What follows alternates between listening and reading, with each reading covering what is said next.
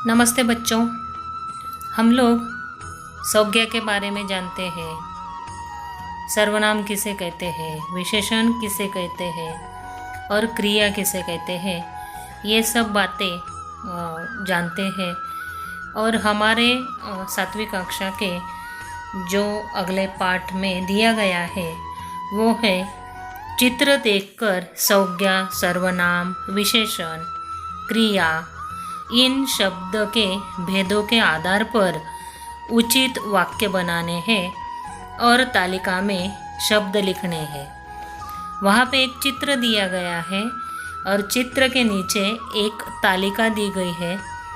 चित्र देखकर हमें वहाँ पे संज्ञा, सर्वनाम, विशेषण, क्रिया इन शब्दों का प्रयोग करना है, वाक्य बनाने हैं।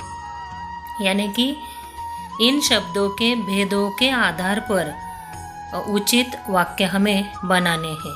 चलो देखते हैं चित्र कौन सा है। चित्र देखकर संज्ञा, सर्वनाम, विशेषण, क्रिया इन शब्द के भेदों के आधार पर उचित वाक्य बनाओ और तालिका में शब्द लिखो। इस प्रकार से चित्र वहाँ पे दिया गया है आपके पेज नंबर 25 पर। अभ्यास 1 करके ये अभ्यास यहाँ पे दिया गया है। तो ये चित्र हम देख रहे हैं। एक पेड़ के नीचे एक लड़की, एक लड़का और उसके पिताजी बैठे हैं। कुछ पंछी पेड़ के ऊपर बैठे हैं। आम का पेड़ है ये दिखाई दे रहा है। कुछ चींटियाँ पेड़ पर चढ़ रही हैं, ऐसा कुछ सब कुछ यहाँ पे दिखाई दे रहा है। इसके आधार पर हमें कुछ शब्द तालिका में लिखने हैं, जैसे कि संज्ञा, सर्वनाम, विशेषण, क्रिया। ये शब्द हमें तालिका में लिखने हैं। तो चलो देखें हम आगे। संज्ञा कौन कौन सी है इसमें? तो पेड़, आम, लड़की, पानी, चींटियाँ, ये यहाँ पे संज्ञा आई है। और इसमें सर्वनाम कौन से हैं? तो मैं, ये, वह, यह। विशेषण पीला, 5, थोड़ा, मेरी।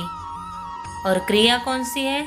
बैठे है, खा रही है, हूँ। इस प्रकार से कुछ यहाँ पे हमने शब्द चुने हैं और इसके आधार पर हमें वाक्य बनाने हैं। चलो देखते हैं आगे वाक्य कैसे बनाते हैं।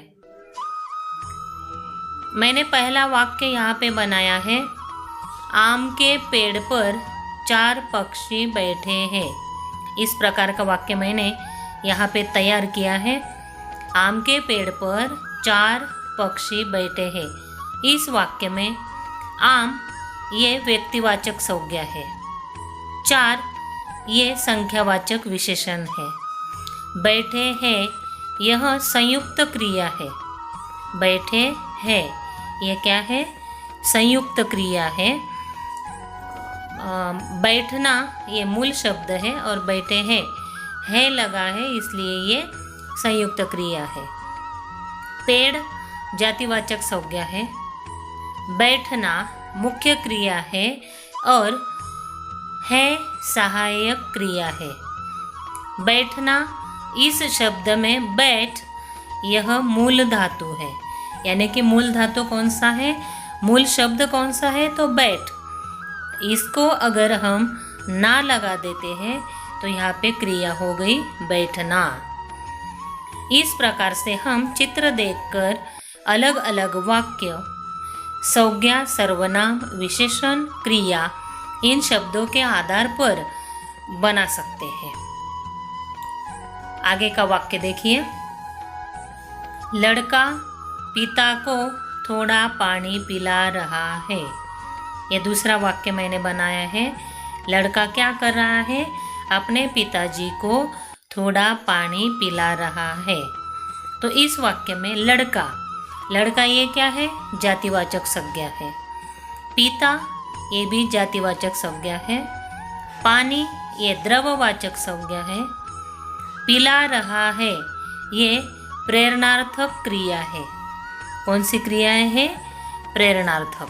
आपने पढ़ा होगा शायद प्रेरणार्थक क्रिया किसे कहते हैं। तो प्रेरणार्थक क्रिया ये होती है जब कर्ता स्वयं कार्य न करके दूसरों से कार्य करवाए, तो ये प्रेरणार्थक क्रिया होती है। जो कर्ता होता है वो खुद कार्य न करते हुए दूसरों से करता है, तो उसे प्रेरणार्थक क्रिया कहते हैं। यहाँ पे थोड़ा शब्द है, ये थोड़ा परिमाणवाचक विशेषण है। इस प्रकार से इस वाक्य में जो जो शब्द आए हैं उनके हमने अलग अलग तरीके से किसको क्या कहते हैं ये हमने यहाँ पे देखा है। आगे का वाक्य देखिए, पेड़ पर एक पीला आम लगा है। जो जो आपको इस चित्र में दिखाई देता है ये वाक्य आपको बनाने हैं, और वाक्य में से किसको क्या कहते हैं ये भी आपको सोचना होगा। पेड़ पर एक पीला आम है, यानी कि आम लगा है। पेड़ जातिवाचक संज्ञा है, एक संख्यावाचक विशेषण है, और पीला ये गुणवाचक विशेषण है। इस प्रकार से इस वाक्य में से हमने कुछ शब्द की जातियाँ देखी है। चौथा, वह लड़की आम खा रही है। वह लड़की आम खा रही है, ये वाक्य मैंने बनाया। इसमें वह पुरुषवाचक सर्वनाम है, लड़की जातिवाचक संज्ञा है, आम व्यक्तिवाचक संज्ञा है, और खा रही है ये सकर्मक क्रिया है। यानी कि आपको पता होगा सकर्मक क्रियापद या क्रिया या अकर्मक क्रिया जिसमें कर्म होता है सकर्मक, यानी कि कर्म के साथ क्रिया हो रही है तो इसे सकर्मक क्रिया कहते हैं, और कर्म के साथ क्रिया न हो तो उसे अकर्मक क्रिया कहते हैं। आगे का देखिए, पेड़ के ऊपर चींटियाँ चढ़ रही है।